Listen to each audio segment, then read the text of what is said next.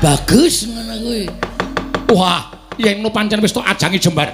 Niatmu pancen wis gembleng. Yen to karo wani karo Nata Mantura Prabu Baladewa. Sing marai dudu kula, ning sampeyan sing utak-atik karo arasane Petruk. Sampeyan ajeng napa? Petruk, nuwun. Mumpung durung dadi korban ana ning negara Ngamarta. Durung murka kamurkaning Baladewa saiki kowe bali. Nun, kowe bali. Bali pripun? Bali ning Karangkadempel. Kandha karo bapakmu.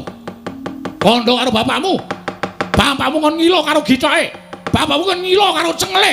Ing atas derajatting Panakawan ming Semar kere. Wong ora duwe karep bangun kayangan. Kok arep bangun kayangan ki sing digo ragat apa? Bapakmu niki gablek apa? Oh iki dadi masalah lho, Mas. Iki dadi masalah lho nek omonganmu kaya ngono iki dadi masalah. Ya, Gong? Heeh. Semangkean kowe. Bapakku dunek-unekke, Tru. Wani, Tru? Ha iya. Bapakku metu ngomahe jekoki kirik-kirike tak beleh kok. Bagong ora Tak kirimke kowe lho, Tru. Wah, masem iki. Dus tur wayah, tur jagat. Nuwun sewu, Yayi. Petruk lan Bagong menika kalebet Panakawan Paduka Yayi Prabu Darma Kusuma sakadang. Mbok menawi wonten wigatos ing badhe dipun aturaken Petruk kunjuk ngersa Paduka Yayi Prabu. Langkung saestu wonten ngatimbalana menapa wigatosipun Petruk sowan Ngabyantara. Koko Prabu kasinggihan mekaten Koko Prabu. Mugi lenggah ingkang langkung mrayogi. Iye, Yayi mboten ngestaken dawuh. Panakawan Petruk sawise satata ingkang dadi sowanmu ana ing ngarsaning ingsun Panakawan padha kanthi harja sapratamu Panakawan Petruk. Nun amit pasang Kalimantabe tinebina ing ladone dumawahing tawang tuwang sinuwun. Tinepatna ing tulak manu. Kula nyuwun pangapunten ing sak kalangkung kathah menawi dinakwa kula menika kirang tata krami, kirang subasita, jernyatanipun kula menika namung batur. Kula menika namung kawula alit. Mila menawi wonten kirangipun kula nyuwun pangapunten. Panakawan ora dadi ngopo. Padha raharja sapraptanira tansah pinaringaning kawidadan. Nering sambi kala sowan kula tebih saking Rubeda. Namung kepareng kula ngaturaken sembah sumungkeming pangabektinipun ing Abdi Petruk kunjuk ngersa paduka Gusti kula Sang Nata Prabu Darma Kusuma. Petruk kanthong bolong ndak tampa. Ora liwat pangestuning Sun Tampanana kula pundi nggo jimat paripin dayana ing kasantosan sinuwun. Panakawan Bagong padha kanthi harja sapraptanira Panakawan. Nun amit pasang Kalimantabe tinebena ing ladune dumawahing tawang tuwang sinuwun linepatna ing tulak manu dumawahing tawang tuwang pasang Kalimantabe tulak manu dumawahing tawang tuwang. Gong, kok mung mubeng wae iki piye to? Amit pasang Kalimantabe tinepatna ing tulak manu dumawahing tawang tuwang. Wis kuwi cukup. Berkah pangetunipun sinuwun Prabu Darma Kusuma wilujeng nering sambi kala sowan kula tebih saking Rubeda. Iya, Bagong. Kemarang kula ngaturaken sembah sumungkeming pangabekti kula kunjuk. Kula ndak pundi sarta wis ndak tampa ora liwat pangestuku Tampanana. Kula pundi nggo jimat paripe dayanana ing kasantosan sinuwun. Panakawan Petruk padha raharja sapraptamu Panakawan. Sinuwun Darawati, iya Panakawan. Lho niki wilujeng den bekti kula kunjuk. Tak tampa pangestuku Tampanana. Kula pundi nggo jimat paripin dayana ing kasantosan. Panakawan Bagong padha raharja sapraptamu. Sinuwun Kresna. Iya Bagong. Wilujeng bekti kula kunjuk nggih sinuwun. Iya iya. Tak tampa pangestuku Tampanana. Kula pundi nggo jimat paripin dayana ing kasantosan. Petruk padha raharja sapraptamu. Sinuwun Mandura. Yo. Wilujeng den bekti kula kunjuk. Yo, pangestuku Tampanana. Nun inggih sanget anggen kawula ndadosaken jimat. Bagong padha raharja sapraptamu. Wilujeng sinuwun Mandura, bekti kula kunjuk. Yo, tak tampa. Lan aku arep ngandani karo kowe. Ngandani napa? Kowe iki panakawaning ratu. Kowe iki panakawaning para Pandhawa. Mesthi wae kowe kulina saba kraton. Nggih. Sesuk menenek sowan ngersaning ratu kuwi aja sak penakmu dhewe. Yai Prabu Darma Kusuma kuwi sesembahaning kawula sak negara Ngamarta. Yai Prabu Darma Kusuma kuwi sesembahaning para kawula. Luwih-luwih kawula sak jagat kabeh padha nyembah marang Yai Prabu Darma Kusuma. Lah kok kowe derajat-derajat ratu kok tok jak salaman ora nyembah ki piye? Oh, lali. Lali piye? kene tata upacara kraton ki wis ana. Petruk laku dodok apik banget tata krama, unggah-ungguh. Bareng kowe drajak-drajak ora ndodok, ora laku sing sak pernahe yen to ngadhep Nalendra. Kowe mlaku lumrah ratu tok jak salaman. Duh. Nggih nyuwun ngapunten kala wong kedunungan ina lali salah apes lan mati. Upama ana hukum praja mesti dihukum mergo kowe ora hormat karo ratu. Walah meng ngono kok dihukum to. Saiki kok kokean peraturan to rumangsaku. Wis. Wong wedok nyambut gawe kliwat wayah dihukum. Wis bayangno. Aku iki piye to karepe? Mongko sesuk bakale mesti malang rekoso kabeh. Aku ora ngrembug kuwi, kowe ngrembug kowe iki tata. Kramamu ana. Nggih, nggih rasa getak-getak to. Lha niku ya menungsa padake aja digetak-getak. Wong niku kedunungan ina lali salah apes lan mati. Sinuwun Darma Kusuma. Kula nyuwun pangapunten nggih wau mboten nyembah. Ora apa-apa Bagong, jernyatane sepuh Bagong tinimbangane Darma Kusuma. Wih, rungokke. Sing ora tak sembah wae ora apa-apa kok kono. Gong, ora ngono kuwi to Sinuwun Mandura ki ratu. Ratu iki mbiyen nek ora tak coblos ora dadi ratu dheke. Dadi ora ngawur sak penake dhewe ora. Koko Prabu, nggih, mbok sampun napa jenengan menika nek ndukani Bagong malah kewirangan. Senengane kok ndukani karo Bagong. Bagong menika angel dikandhani ya wis ora iso. Dijarke mawon malah mboten napa-napa. Lho aku iki wajibe ngandhani karo sing ora ngerti tata krama. Nek ngandhani Bagong padha karo ngomongi kupinge kuping manci ora dirungokke. Nggih niki sok nggo nggodhog banyu bareng. Ora edan. Petruk, dalem Den, slamet tekamu. Wilujeng bekti kula konjo. Ya Petruk Bagong. Nuwun Ndara. Slamet tekamu. Wilujeng bekti kula konjo nggih Den. Ya, aja clumetan. Iki neng keraton. Ku anggere sak gelemu dhewe tak candhak tak buang jaba. Mengke kula buange dhewe mawon. Wah, aja sembrono. Ngene nggih. Petruk Padhararja, wilujeng Ndara Janaka bekti kula nggih Den. Iya Petruk. Bagong Padhararja. Pangestunipun Ndara Janaka wilujeng bekti kula nggih Den. Iya Bagong. Petruk padha slamet, Petruk padha slamet. Ndara kembar wilujeng bekti kula. Iya ya tak tampa Petruk. Iya tak tampa Petruk. Bagong slamet Bagong. Ponokawan Bagong padha slamet. Wilujeng pangestunipun Ndara kembar dereng sambi kala sowan kula tebesake beda bekti kula nggih Den. Iya. Tak tampa Bagong. Iya Bagong tak tampa. Ponokawan Petruk wonten dawuh sinuwun. Ana wigati apa jeneng para sowan ngabiyantara ning ngarsaning ingsun apa saka karepmu dhewe apa diutus dening bapakmu Semar? Kepareng matur ngunjuk kersanipun Sinuwun Prabu Darma Kusuma menawi wonten lepat atur kula Diagung Pangasoma kepareng kula ngaturaken tebah Siti Sekul binung teling ron klapa. Iya Petruk, apurenta ambo bilih wonten lepat kula nggih kula ngunjuk atur paduka Sanata. Panakawan Petruk bener nggih.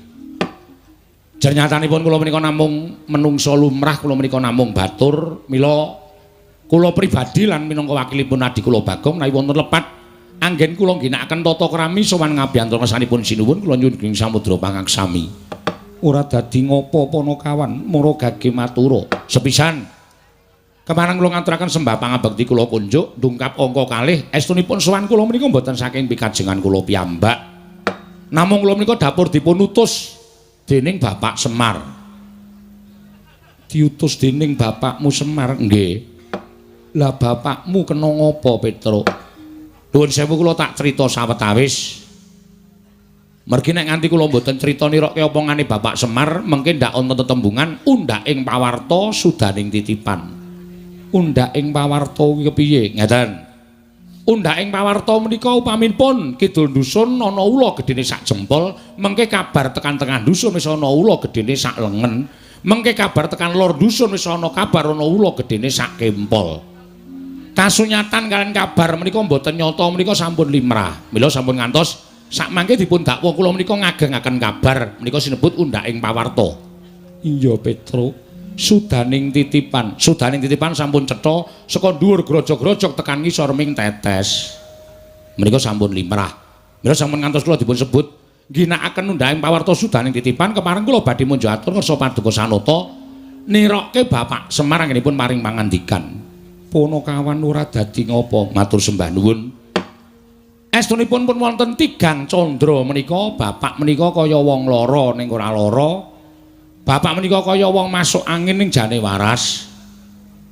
Ning kula menika bingung, wis ana 3 sasi bapak niku ora tau gelem sari teng jero omah. Le sari nggih ming teng lincak ngarep omah nika, pendak tangi ora adus nggih ming doko-doko teng ngarep omah teng lincak, ora gelem ngendikan, ora gelem ngomong apa-apa. Nek ana tangga teparo liwat, mantuk ming diantuki tok, ora uluk salam ora tau diwangsuli. Lah, kanan sing kaya ngoten niku ndadekake kuwatir rasane ngati kula, atine Gareng kalih Bagong. Tumuli kula cah telu sowan ngersanipun bapak. Pak, ejane eneng ngopo? Nek bapak kuwi ndek pepinginan, bapak kuwi ndek kekarepan, bapak ngendika karo anak-anak. Mergo anak-anak iki saiki wis mentas kabeh. Nek biyen isih cilik, anak-anak iki dikula mentah karo bapak. Ning nek anak wis mentas, kuwi duwe kewajiban kula mentah karo wong tuwa. Mergo urip iki cakra manggilingan. Bener, Petro. Mula nek bapak duwe kegayuhan, bapak kuwi ndek penjaluk, ndak aturi paring pangandikan mengko aku Gareng karo Bagong tak budidaya mituruti apa sing dadi pepinginane wong tuwa. Bareng kula matur ngoten niku bapak terus krekel-krekel waune sikile jegang terus medun siji. Unjukan daharan sing dicawiske simbok pinten-pinten dinten ora tau dijar ora tau diunjuk, terus teh niku diseruput. Terus nglinting udut. Iya, Petro. Terus paring pangandikan. Petro, jane aku meneng wae iki aku ora mikir marang kahanan apa jenenge iki kulawargaku, anak-anakku, bojoku ora. Aku ora mikir kahanan karang kadempel, wewengkonku ya ora. Ning kowe ngerti Semar urip ning alam padang kuwi ketoke ming derajate ngaceplik. Ning kewajibanku abot, kewajibanku abot. Mula mbiyen nalika aku ditanting pilih dadi dewa apa dadi titah, aku milih dadi titah. Aku pengen ngleksanakake kewajibanku iki kanthi tuntas. Dadi pamomong, momong para satriya ngateken ati suci pepayung budi rahayu. Wiwit aku momong Sang Marteng jagat Prabu Rama Wijaya nganti pindah saka tlatah Hindu ning Nusa Jawa, aku momong marang leluhure para Pandhawa, sing aku jenak, sing aku tentrem, sing aku ayem ya ming momong para Pandhawa. Wiwit kuncung nganti gelung, wiwit jabang nganti claprang. Nganti saiki Pandhawa mukti ngawibawa Nyakrawati mbau dendha ning negara Ngamarta. Nganti iso mujudake negara Ngamarta menika sesebutan Gemah Ripah Loh Jinawi Karta Tata Tur Raharja Panjang Punjung Pasir Pawukir. Niku merga nuwun sewu. Peperintahanipun sinuwun menika saestu menomersatukan kawula. Iya, Petro. Nggih. Menomersatukan ki apa? Boyo lali aku. Dinomer setunggalaken ngoten lho. Panjenengan menika menomer setunggalaken para kawula. Kabetan panjenengan menika dipun wingkingaken, kabetanipun para kawula menika dipun utamekaken. Menika ndadosaken negari menika Panjang Punjung Pasir Pawukir Loh Jinawi. Bapak niku seneng. Aku seneng momong para Pandhawa iso mujudake negara ing adil makmur warata tias bagya mulya. Kuwi taun kepungkur. Ning saiki kok beda ya, Tru? Beda pripun, Pak? Ngamarta katone wis ora tentrem, Ngamarta katone wis ora ayem, Ngamarta katone wis ora adem. Menyang endi-endi papan padha bentak sirah, menyang endi-endi kon padha regejegan, adoh saka rembug bedamen sing diutamake amung ngokol ning akale didokok mburi. Ngoten menika. Sawangen ming perkara dhuwit sithik wae nganti ana sing tegel mateni sedulur, perkara sithik wae ana sing tegel mateni kanca. Tegese kawula Ngamarta kuwi krisis moral. Krisis moral. Rasa kamanungsanipun sampun ical. Ingkang dipun bujung namung suwarganing raga ketekan sing digayuh, ora mawas ngidak-idak karo sedulure, ora mawas ngidak-idak karo tangga teparo lan kanca rowange. Lah nek kahanan kaya ngene iki negara Ngamarta iki ora suwe meneh bakal remuk bubuk dadi rempon, Tru. Monggo nek nganti Ngamarta iki engko remuk bubuk dadi rempon, sing disalahke dudu sapa-sapa. Nomor 1 sing disalahke Semar. Merga Semar ora iso mranata marang sagung kawula negara Ngamarta. Semar ora iso nuntun marang para Pandhawa minangka dadi pengayoman ingkang tresna asih marang kawulane. Ngoten niku. Bapak ngoten niku ulin ngendika wonten karo nangis. Bapakmu karo nangis. Nggih. Lah bareng ngoten terus ngendika melih.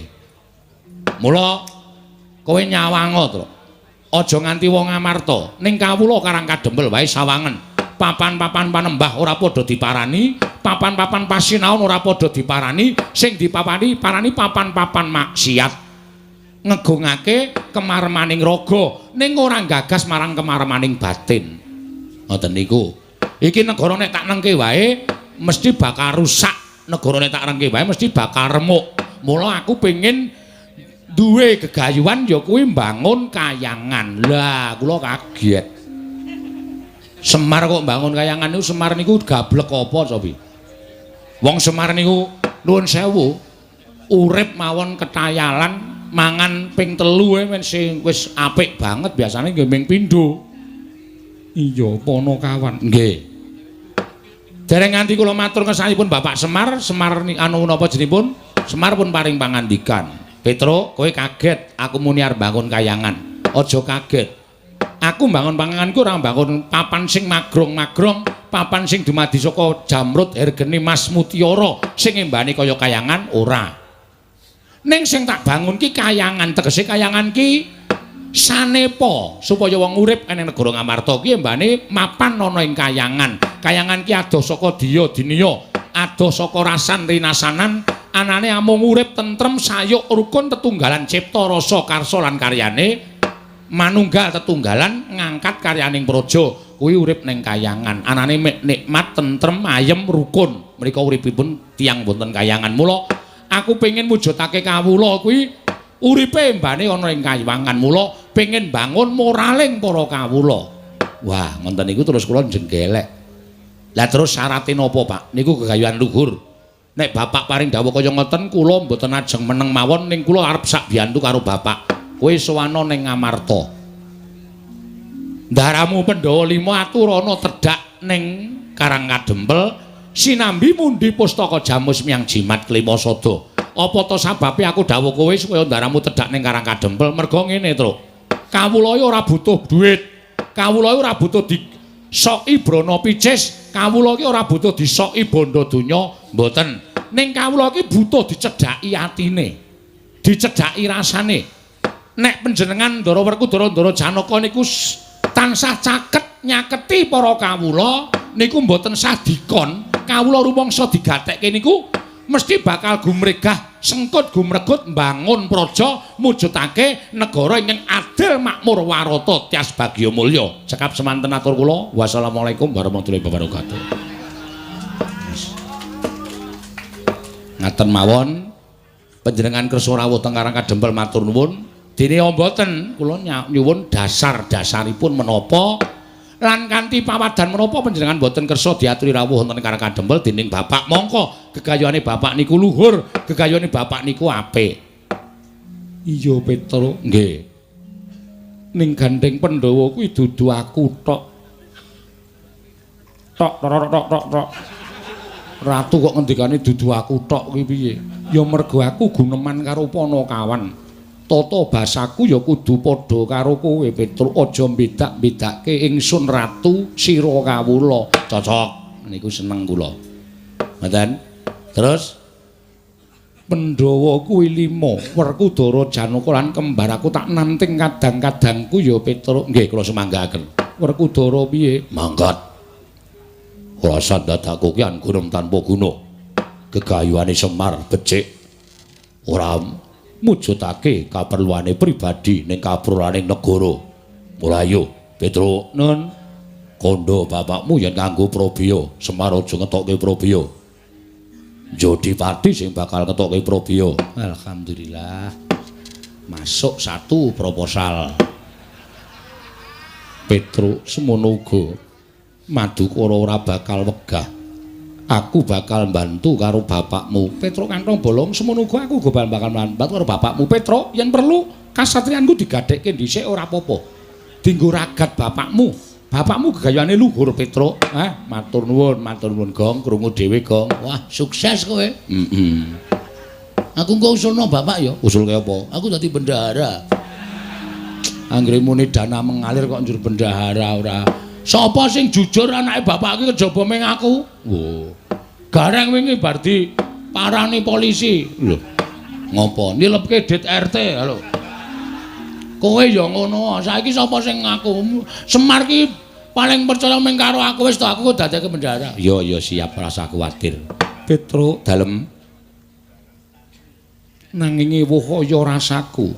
Sebabipun yen aku inggih mengko budal marang Karang Kadempel banjur kaya ngopo penggalih Koko Prabu Ndarawati. Lho, sebabipun Koko Prabu rawuh ning Praja Ngamarta uga mbutuhake pusaka Ngamarta. Pusaka napa? Pustaka Jamus Miang Jimat Kelima Sada. Terus mula ewuh kaya pangrasaning sun kudu kepiye nggonku bakal nengahi perkara iki jer rawuhe dhisik Koko Prabu Ndarawati tinimbangane Petruk. Mboten sebabipun kok Sinu Ndarawati nyuwun pusaka menika menapa? Negara Ndarawati ketaman pegebluk akeh kawula ingkang sore lara esuk ketiwasan esuk lara sore nandhang pralaya. Mongko bisane waluya kudu ditumbalan pustaka Jamus Miang Jimat Kelima Sada Petruk. Waduh. Lah mongko rawuhe dhisik Nata Ndarawati tinimbang kula. Iya Petruk mongko pernatan Ngamarta. Sapa sing dhisik didhisikake, sapa ingkang mburi ya tiba mburi. Ora mawas kuwi sanak kadang utawa kula warga dhewe yen pancen tiba mburi ya kudu entuk mburi. Ingkang dhisik nadyan para kawula ya kudu didhisikake Panakawan. Waduh, Gong. Kacau iki. Kacau piye? Ora sida entuk dana. Loh. Ana apa? Perlu durus lho trek iki. Kose ora sabar. Sabar piye ana apa? Awak dhewe sowan kalah dhisik. Kalah dhisik karo sapa? Sinuwun Ndarawati. Mergane Sinuwun Ndarawati ya nyilih pustaka Jamus Miang Jimat Kelima Sada. Kok iso sebabe arep ngapa? Ndarawati ketaman pegebluk, Gong. Isane Waluya Nirmala Temajati, Jati Temah Mulya. Nek Ndarawati tinumbalan pustaka Jamus Kelima Sada, mongko Sinuwun Ndarawati wis kebajut nembung. Awak dhewe nembung tiba keri. Sing keri tiba keri, sing dhisik tiba dhisik kuwi pernatan negara Ngamarta. Ora iso nek carane ngono kuwi. Kowe aja ngowahi pernatan. Kene tak rembuke. Weh, wong bodho kowe mundur. Gong ora gawe masalah. Masalah piye? Iki ki mung arep ngrembug kok masalah. Ke belakang. Iya. Ora tak urus ora. Nuwun sewu Sinuwan. Sinuwun. Oh iya kleru Sinuwun. Iya piye Bagong? Nuwun sewu, kula ganti Petruk. Merga Petruk mboten iso ngrembug perkara napa sing mangendikake. Iya Bagong. Nggih. Kula nuwun sewu lho menawi wonten cewete ngatur dunadung kaping tanduk kiranging tata krami kula nyuwun pangapunten. Ora dadi ngopo? Panggen kula munjuk atur. Ora dadi ngopo Pik Bagong. Nggih. Nuwun sewu Sinuwun Ndarawati rawuh mriki ajeng napa? Nyuwun ngampil pusaka Jamus Kelima Sada. Dingge napa? Dinggo tumbal wadaling praja ing Ndarawati. Kosek tekan semanten mawon kula tak matur. Iya Bagong. Pusaka Jamus Kelima Sada niku kagungane sapa? Kagunganing para Pandhawa. Dudu, salah. Kok salah piye? Sing duweni pustaka Jamus Kelima Sada menika para Pandhawa lan para kawula negara Ngamarta. Apa? Apa to? Kuwalik ya, kuwalik. Apa to sebabe kok darbeking para kawula amargi kawula niku ya uripe gumantung karo pustaka Jamus Kelima Sada. Pandhawa ya sugenge dumantung karo pustaka Jamus Kelima Sada. Ha ning saniki nuwun sewu, rembuke enten riki niki perlu dipetung, perlu diglejah. Ngono iki lho Truk nek matur ki sero. Iya. Mbah bener mbah luput sero. Iya Gong. Heeh. Ha, kula ajeng nyuwun prisa. Piye? Piye Bagong? Kok sik lagi mikir. Nuwun sewu, jagat menika negari menika kathah. Ngamarta, nggih to? Iya. Ngastina, Ndarawati, Mandura, Kumbina, Wirata, Lesanpura, Pancala lan sak piturutipun menika kathah nalendra-nalendra sami lenggah. Iya Bagong. Nggih. Terus sing disebut pagebluk menika panjenengan ngertos mboten? Pagebluk kuwi welaking Jawata. Ha nggih. Apa to sebabe dewa ndawahake pagebluk? Pagebluk menika tiba teng papan sing wis pancen ora iso didandani uripe menungsane. Menungsane wegah napa wewarah nampik pitutur becik kon ngibadah ora gelem tumindake sarwa maksiat monggo dielekke bola-bali ora gugu niku Gusti mesti paring pagebluk dateng papan niku supaya uripe menungsa do eling karo sing gawe urip. Dadi nek pegebluk niku tiba teng papan sing apik, sing menungsane apik, kawulane becik niku mustahil. Iya, Bagong. Nggih. Sakniki kula tak takon, niki alon-alon Lik Rembug mendo cetha. Iya. Negara sing ketunggon dewa ngene sapa? Hei, Ratu kok dihe. oh iya lali. Gong ora ngajar. Ratu kok dihe piye to? Ah kaya jagongane ngangkringan rasane. Ngawur ora. Negara sing ketunggon dewa sinten? Ndorowati. Cocok. Sapa ta sing ora tepung karo Prabu Sri Bathara Kresna? Prabu Sri Bathara Kresna menika Nalendra titis Sang Hyang Bathara Wisnu. Sapa ta Wisnu? Wisnu menika dewa tukang nentremke jagat. Tukang andum kabagyan menika Bathara Wisnu. Lah saniki pertanyaannya, negara sing ketunggon dewa kok ketaman pegebluk menika nuwun sewu. Apakah mungkin? Napa iso kelakon? Turta nuwun sewu, Pustaka Jamus Kliwasada ajeng dibeta teng negara Ndarawati, tembunge dienggo tumbal. Nggo tumbal niku dinapake, niku dipendhem kaya ndas kebon nika. Nek Pustaka Jamus Kliwasada niku dienggo tumbal teng negara Ndarawati, ateges Pustaka Jamus ora bali meneh teng negara Ngamarta. Panjenengan kelangan pusaka, wong sing ora seneng karo para Pandhawa, ajeng gawe cintrakaning para Pandhawa, angel mijet wae ngranti suwe banyu sinaring. Nggih mboten? Iya, Bagong. Nah, mula kudu dipikir tekan semonten. Ampun grusah-grusu. Lah sing kedua, iya. Isih ana tesih niku nek gelem ngomong, ampun tekanku setengah loro. Ning kula cupliki sithik-sithik mawon. Saniki nuwun sewu, jaman sakniki niku ana tetembungan gedung jero iso dijajaki atine menungsa sapa sing ngerti. Sing jeneng runtang-runtung saben dina wis kaya sedulurke tegel nyuduk saka mburi. Sing jeneng tangga, sing jeneng sedulur we tegel nyengsarake sedulur ming perkara gayuh supaya iso kasembatan penggayuhe. Iya, Bagong. Nuwun sewu. Tur saniki akeh wong ngapus-apus. Sampeyan nek sobo teng kawula cilik akeh wong pasar sing kapusan didemek we lali Purwadaksina. Jaluk duwite, jaluk penganggone. Penyawange sing digendam niku kaya dijaluk sedulure, kaya dijaluk kancane. Lah nuwun sewu, sakniki nuwun sewu. Ya nuwun sewu lho niki. Iya. Ya nek iki Kresna tenan. Nek udu, ayo. Mangga Pustaka Jamus Kliwasada wis kebaca diparingke kalih niki, jebul niki mungsuh sing kepengin gawe cintrakaning para Pandhawa. Napa jeneng mboten Pandhawa niku mlebu ngibarate kaya dene sulung mlebu geni, iwak kecemplung ing wuwu ora bakal iso urip ning mangkas mesti bakal tekaning pati. Ngoten. Dadi nalendrane ampun sembrono. Dadi ratu niku kudu nganggo peninggal lahir lan peninggal batin supaya aja gampang diblithuk panjalmaning mungsuh sing nyamudana kaya dene kanca, kaya dene sedulur, kaya dene pepunden. Mula kudu ngati-ati.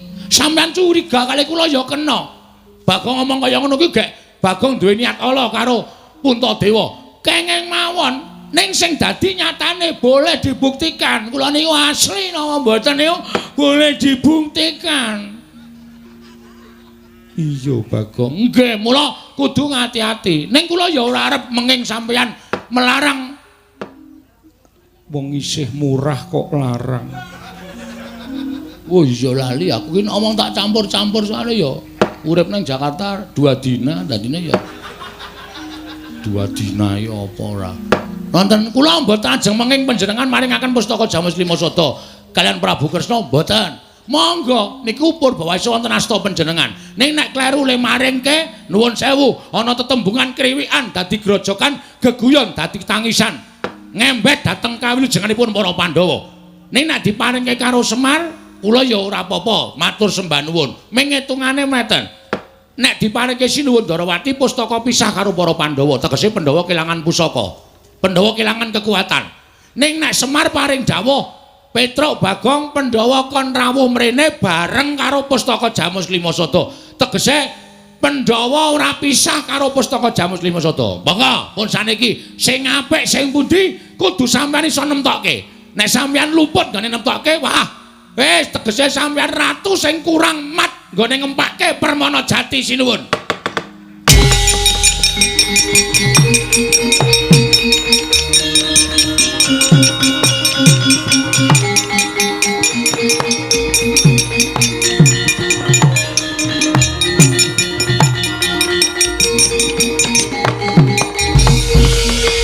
Semaring jajalan syukur tarim bawune iblis lanat. Wah, Bagong. Ponokawan Bagong. Nyerwete swaramu kaya bedhet semono bapak Tegalan. Ndrawiri kaya grojokan. Kowe ngias karo Ratu Ndrawati kuwi kadange Taruna Natamandra Prabu Baladewa. Truk, gentenan, Truk. Kandange sisan, "Mah, kowe nek karo wong padu ya umah." Gentenan wis. Engko nek sing dibutuhke kowe ora ya kowe ngewangi aku ora aku adimu. Ya sabar aku dunek-unekke to. Aku le omong ngawur kok ya. Kowe le ngomong ki nyocok penggaling para pepunden, nyocok penggaling para nalendra. Ana ora ngono ndak mengko ora rampung-rampung perkarane wis gak diwangsuli. Nyuwun pangapunten wonten dawuh sinuwun. Aku butuh karo Bagong. Omong nek aku lagi males. Nuwun sewu. Bagong kalih kula sami mawon. Bagong kalih Petruk sami mawon. Ming kula menika wau mboten tegel matur, sing tegel Bagong ya kula aturke karo Bagong. Dadi wis pancen tok ajang yen to apa kang diaturake Bagong mau, sayekti pancen wis tok gonta saka kadohan. Nggih, mboten ajeng kula selaki. Petruk, nun. Kowe ngias karo Ratu Ndrawati. Kowe ngilani karo Ratu Ndrawati. Kowe padha karo ngino karo Ratu Ndrawati, kowe ngerti ora? Kresna kuwi sapa? Lho piye to iki? Ayo apal wong kula nderekke Sinuwun Ndrawati niku biyen kok takon Kresna kuwi sapa? Kresna ya Kresna. Kresna karo aku ki apane? Panjenengan kadange Werda. Mula aja nganti ngawu gawar-gawur. Bagong kae dielikke. Bagong kae dielikke cangkeme kono ora watun jeplak. Ing atase kawula sampeyan dhewe nek karo Ratu Ndrawati. Padha karo ngino karo Ratu Mantura Prabu Baladewa. Nuwun sewu, Bagong niku adiku. Sampeyan mbelani adine, kula ya mbelani adiku. Pun padha. Dadi nek sampeyan ajeng nyeneni karo Bagong mangseneni Petruk. Mangseneni Ponokawan Petruk. Ing atase adimu ki Ponokawan Gedibal 17 wong elek nyala mripat mung kere. Kok wani nyenyempang marang asmane Kyai Prabu Kresna. Nuwun sewu to Den, mbok nek ngendikane sing penak. Kula ki wis do ngerti rasa temang ngendikake seru-seru. Bagong ki wong kere Gedibal 17 wong elek nyala mripat mung batur. Piyai semanten iki wis prisa kabeh. Kula niku mung batur, Bagong ya batur, Garing batur, Semar batur. Ning nek omongan niku sing penak. Ora usah dicolok-colokke teng mripat to. Mengko nek sampean muni kaya ngoten niku nek nganti kula wani pripun? Lho, kowe arep wani karo Baladewa? Nuwun sewu. Sing jeneng cacing menika dipidak menungso ngolet niku ora ngrasake lara, ning butuh malas karo sing midak. Mula nek nganti Petruk niku duwe perasaan mang cocok terus rasane Petruk. Nek nganti kula nesu nuwun pangapunten. Bagus, yen pancen arep nesu. Malah kuwi sing tak ajab. Yen pancen arep nesu wae. Gawes ngadeg jejeg karo Baladewa. Truk. Ayo. Wis ditantang kaya ngono meneng wae, payah wae. Ngadeg, Truk. Ya.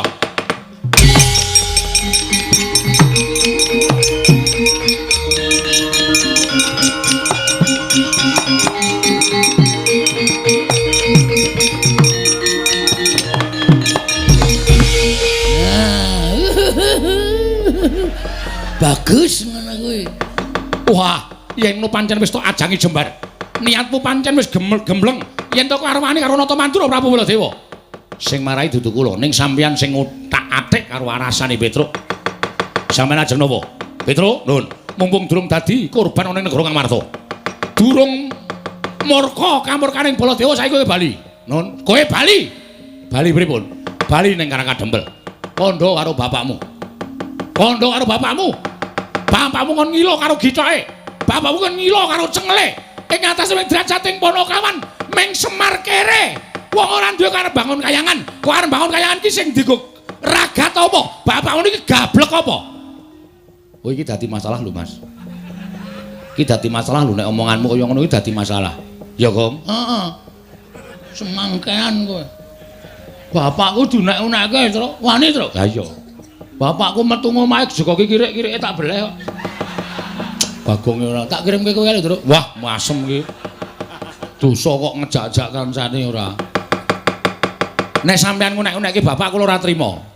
Nek sampean ngunekke kula Petruk wong Gedibal, Petruk wong kere, Petruk niku wong randuwe, monggo tak akoni. Tur dasare niku nyata.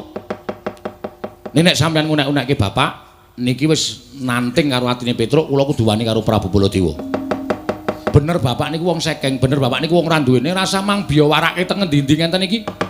Rasa bengak-bengok nek bapak Semar niku kere, rasa bengak-bengok bapak Semar niku wong ora duwe. Kabeh wis do prisa bapak Semar niku Ponokawan.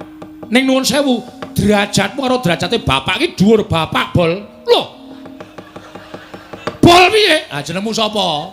Dundang bol kok ora gelem. Baladewa ku nek ngundang bol ngono.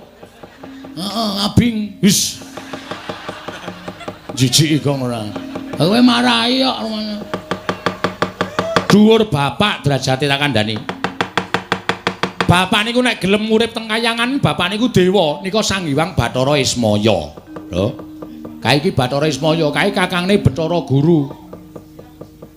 Rungokke, orang ketap-ketip. Kae kakangne Bathara Guru. Aku nek dolan nang kayangan ki nek nyeluk Bathara Guru, Om ya, Tru. Heeh. Rumangsane padake. Berarti nek nyeluk Betari Durga, Lek. Lek cengkulmu ora.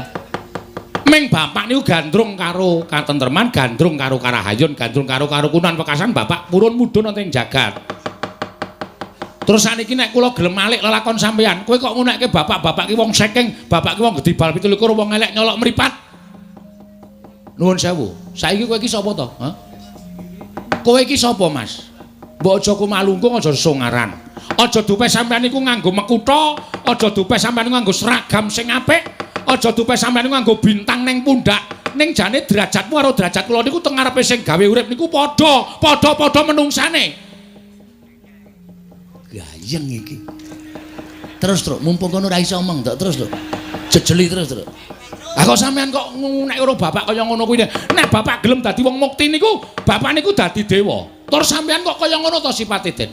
Kok sampean kok dadi kaya ngono sipate? Kula ora nyangka lho Prabu Baladewa kok mentala ngunekke bapak Gedibal, kere, Ponokawan, Batur. Gusti nyuwun pangapura paringana sadar piyai siji iki. Sampeyan prisa mboten ndek nyalon dadi ratu mbiyen sampeyan sobo tenggene bapak kon dadi tim sukses. Krasa mboten? Krasa ora sampeyan? Semar, aku tulung ngono. Nek aku dadi Ratu Mandura kene sok tak aspal, kene sok tak nehi pos rondo. Saiki ndi nyatane? Heh? Wangsulat. Aduh, keseron, Gong.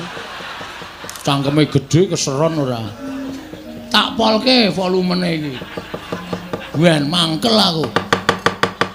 Nek dadi Nalendra ki sing dadi pengayom, nek dadi Nalendra iku dadi sing ngayomi, sing mangku karo para kawula aja adigang adiguna. Sampeyan ora awet li dadi ratu nek carane kaya ngoten niku. Sampeyan ora awet li dadi Nalendra carane kaya ngoten niku. Kudu tresna asih marang kawulane. Mergo sampeyan dadi ratu niku kewajiban paring kabagyan dhateng para kawula, mboten kawula menika mang dadekke pancatan sirahe nggo lenggah teng kursi niku mboten. Ning mang junjung derajate para kawula. Nek sampean kepengin diajeni rumangsa dadi ratu niku apa werdine Sang Prabu kula tak takon. Dar wae. Terus ora iso omongan to Isandra. Ketap-ketip gleleng padake Petruk S2 ya, Tru. Heeh. Beton untumu. Lho, untumu ngendi? Universitas Tugu Muda ora untumu. Sak penakmu dhewe ora. Dadi pengayom sing apik. Apa werdine Sang Prabu? Sang Prabu niku nek basa Kawi tegese pelayan, tegese niku nglayani masyarakat. Ora sampean duwe derajat, duwe pangkat terus karo sapa-sapa. Sia-sia sing sumeh, sing senyum. Lho, sumeh niku kebak barokah. Sampean sapa-sapa? Sale. Aja dene. Sing ora disangar-sangarke men kabeh wedi, nek wedi terus dindak sirahe sak penake dhewe. Ora apik carane kaya ngono. Wah, iblis lanat. Malah ngino karo Nata Madura Prabu Baladewa. Petruk. Nun. Tak gawe sayembara. Sayembara napa? Sapa sing cilik gedene iso ngukur kadetane Baladewa? Menang kaya pustaka Jamus Miang Jimat Lima Soto. Pripun niku? Kecepatan kula radong. Ora paham. Kowe ngerti apa? Lho. Soe ngono Petruk, nggonanmu cilik, nggonanku gedhe. Ngawur. Nggonanmu cilik, nggonanku gedhe ra. Sapa sing cilik gedhe sing kaditaning Baladewa? Menang bayang pustaka Jamus Limasada. Nuwun sewu, kula mboten marahi. Ning nek Petruk ditantang, kula karo sapa-sapa ora wedi waton pathokan kula bener. Metu japa? Ayo, metu japa kula tantangi lho. Wah, kuku karepe dhewe karo.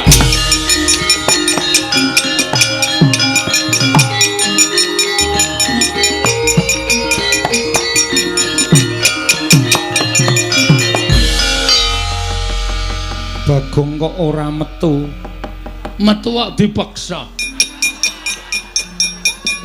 Aman metu karepe dhewe to. Iya, Bagong. Niki kan digandang wis dadi kriwikan, dadi grojokan, geguyon, dadi tangisan. Petruk wis entuk mungsuh Prabu Baladewa. Mosok kula kon nganggur? Kula ne wanti nganggur, kudu nyambut gawe. Tegese piye? Petruk perang kula ya kudu perang. Petruk mungsuh Baladewa. Baladewa kakangne Kresna. Petruk kakangne Bagong. Kakang mungsuh kakang, adi mungsuh adi. Bagong aja edan. Koko Prabu Ndarawati kuwi ratu. Wis ora peduli, pokoke gawe kisra. Nek sinuwun Puntadewa ora kersa rawuh ning Karang Kajembel. Wis pokoke rawe-rawe rantas malang-malang putung. Ngamarta tak gawe banjir bandang. Banjir getih. Medeni no. Sing lumrah-lumrah wae. Kaya gawe kisra kabeh pokoke. Yen ngono kowe nantang karo Sinuwun Ndarawati. Nek pancen kono wani apa boleh buat. Oh, kono Petruk karo Baladewa, aku karo Sinuwun Ndarawati. Bagong, Nun. kowe nantang aku apa piye? Lah nek pancen kowe wani, Aku ki ratu kok ora tok basani. ya men kowe iso marahi masalah kok. Lho, Masalahe apa? Perkarane apa? sampean kok dadak nyilih pustaka Jamus Limasada? Niku sing marahi dadi perkara. Lah mergo negaraku iki taman pegeblok. Mokal kelakone. Sampeyan niku dewa lho. Sampeyan niku dewa. Aku iso negara Ndarawati ke taman pegeblok. Kudune sing ke taman pegeblok niku saora-orane nek sik sambat ke taman pegeblok niku Ratu Ngastina, Prabu Duryudana. Itu bisa dipercaya. Mergo Prabu Duryudana niku wantahi angkara budine Candala. Nek Ratu Ndarawati sambat negarane ke taman pegeblok niku akeh sing mencep mergo ora percaya. Lah terus nek ora percaya piye? Saman Bali. Lho. Bali piye ora usah njaluk pustaka Jamus Limasada. Mengke kula kei pustaka apa ya sing gentine pustaka Jamus Limasada. Ora sembrono, aku tetep bakal njaluk. Nek ngono iki kriwikan dadi grojogan. Tegese piye? Tegese Petruk mungsuh Baladewa, Bagong mungsuh Kresna. Kowe lah dalah. Wani tenan karo aku. Iki meng nggethokan lho. Manjur-jur mendelik mah. Lah jare kowe nantang karo aku. Ha upama gelut kira-kira menang sapa? Menang aku, rung karuan. Aku ya menangan lho. Ning sok uri. Lho. Menangan kok uri kok dipengpengke ora. Menang aku, mergane aku duwe pusaka. Pusakamu apa? Senjata cakra aku ya duwe. Lho, Kar takon apa? Kesawa panah kesawa aku ya duwe. Aku iso malik buta gedhe banget kuwi sing nang pinggir kuwi. endi? Kuwi. Wah, gedhe tenan nek kuwi. Nek musuh aku ya dadi kuwi barang. Lho, nek perlu dadi ku tak idak modar kowe. Oh ya wis tak sedawe wis. Wis tengok sing sekeca. Iya. Pun sinuwun mboten sida perang. Lho. Kok ora sida perang? Ah kene malik gedhe barang nggon aku tak kon gedhe angele ra jamak-jamak. Penyakit tenan kok. Dikapak-kapake ya. Enggak bisa. Asem kok. Ya wis diterima apa anane. Ya sodrei wae, Pak. Nggo ngapa? Nggo ngubengke ngono. Aneh-aneh ora. Pun ngoten mawon sinuwun kula nyuwun pamit nggih. Iya, Bagong. Kula tak nututi Petruk mangke ndak. ora rampung-rampung kahanane. Iya, Panakawan sing ati-ati. Nun nggih, nyuwun pamit. Iya. Sinuwun Darawati dipun sekecaken kula nyuwun pamit. Iya, Bagong. Sampeyan mboten sampe melu-melu nika perkarane wong loro, aku ya ora arep melu-melu. Iya, aku arep melu-melu kok Prabu ki rak getapan ngono kae. Nggih. Sekecake lenggah nggih. Iya. Pokoke manut Sinuwun Puntadewa, paringke sapa? Nek paringke sampeyan kula legawa, paringke kula sampeyan legawa. Pun ngoten mawon rampung. Lah iya. Ya mergo kok Prabu ki gampang duka. Heeh. Pun Den? Yo, sing ati-ati. Matur sembah nuwun. Kula medal Jawi. Yo. Ndara Janawa nyuwun pamit. Iya, Bagong sing ati-ati. Ndara Kula Sedewa kula nyuwun pamit. Iya, Bagong sing ati-ati. Iya, Bagong sing ati-ati. Yem aku njaluk pamit. Nggih. Ngatos-atos. Mergo nek Petra niku nek wis kebacut nesu padha karo Prabu Baladewa. Prabu Baladewa getapan, Petra ya neson. Wah, wis ora iso ana sing ngendhake marahi. Iya, Bagong. Pun ngoten mawon nyuwun pamit nggih sinuwun. Iya, sing ati-ati aja kaya bocah cilik. Mergi nek mboten kula sing ngelekke Petra, niku ora bakal iso kelakon tentrem kahanane. Iya. Mergo Petra niku arep neson, ning sing diwedeni mung Iki sapa? kula. Ora ngono. Nggih. Pun ngoten mawon, sekecake. Iya. Bareng. Iya. Pun nggih sinuwun. Iya sing ati-ati. Pun nggih, Den. Iya sing ati-ati. Ndara Janaka kula medal nggih. Iya sing ati-ati. Ndara Kula Sedewa kula medal. Iya, Bagong sing iya Bagong sing. Wis ya Yem. Nggih, atos-atos. Ora ya tau to diresoni Petra. Nate. Nah, niku bukti. Sebagai bukti. Nek Petra ini pancen gampang nesu. Iya. Nek ora ngoten jan wis Petra kok angel. Dah niku nganu tensine sok 250 tok. Lho. 250 per 180. Oh, dhuwur banget. Nggih, nek tiba lara. Lah iya. Pun sareng. Iya. Pun ya, Den. Iya. Pun ya, Dara. Iya, sing ati-ati. Pun ya, Dara. Iya, sing ati-ati. Ndara Kula Sedewa kula pamit. Iya, sing ati-ati. Wis ya, Yem. Nggih, atos-atos. Ya ora usah nesu. Pamit bola-bali. Aku ki meng ngomongke Petra kok ora perkara le pamit. Aku meng nyeritrake Petra. Petra ki wong getapan. Nek nganti ora tak elekke nek nganti Ngamarta dadi banjir getih. Ayo, pojok paten-patenan antaraning Prabu Baladewa karo Petra, sapa sing kelangan? Ya ming Ndara Pandhawa. Nggih ta, Den? Iya. Bareng. Iya. Oh nggih, Den. Iya. Oh nggih, Iya. Ndara Janaka. Embuh. Lho. Kok embuh? Pamit bola-bali. Koko Prabu, ana apa Dimas? Mbeta arta sekedhik. Menika namung badhe nyuwun sangu kula ingkang sampun kulina. Ampun ngoten, Den. Aja mirang-mirangke. Aku arep wong ora duwe ngene iki, kula niku kere. Kok sampenake dhewe. Ora sandadak kowe ngeneni aku, tenane rak ngono to. Lho, aku sampean padha karo ngina kalih kula. Kula pamit bola-bali niku genepi tata krama lho, Ndara. Aja nganti Bagong dianggep kawula cilik sing ora ngerti tata krama. Kok ngono kok dunekke njaluk sangu. Anggepe ora. Ana ora?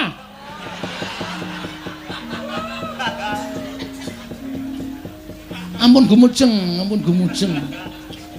Sing gedhe pangapuramu Bagong, nek dhuwit ora ana. Waduh.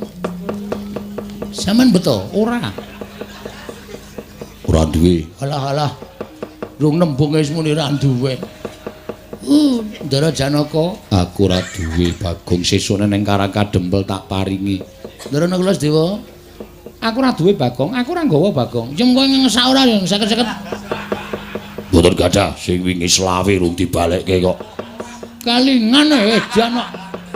Wis tak lali-lali nggih pon. Ngoten mawon nggih sinuwun. Ya sing ati-ati. Kae unyuk-unyuk sak penake dhewe to. Tanpa nganggo tata krama. Wah, asem iki malah tiba dompetku. Lho, dompete sapa? Dompet kula. Lho nggawa apa? Weh, lah dompet modern tak sak teng mburi. Dhuwur banget, dompet gedhi. Oh.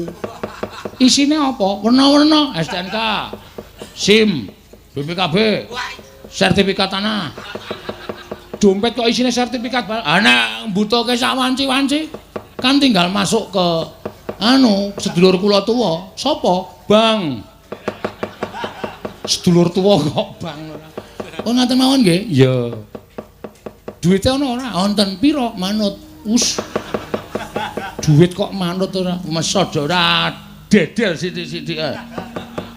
Wah, Ponokawan padha sak penake dhewe. Yai, kula wonten dawuh Koko Prabu. Lilanana kula nyuwun pamit madal Jawi. Kula mboten badhe ngiklasaken menawi negari Ngamarta menika dados ajanging pasulayan. Menawi saged Koko Prabu badhe kula ndhakaken Yai. Nggih Koko Prabu, sembah kula ingkang nderekaken